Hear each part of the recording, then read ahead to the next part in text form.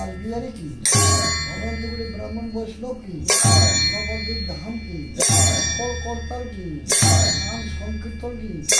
गदाधर पंडित गोस्वामी की तारी धाम की तारी समुदाय की तुलसी देवी की राधा कृष्ण की सादाता की मुक्ता की संकीर्तन की लीलाचल धाम की जगन्नाथ देव की सुमित्रा माई की जमुना माई की राधा कुंड की ललिता कुंड की वृंदावन वासी की बारीवाला की गुरुदेव की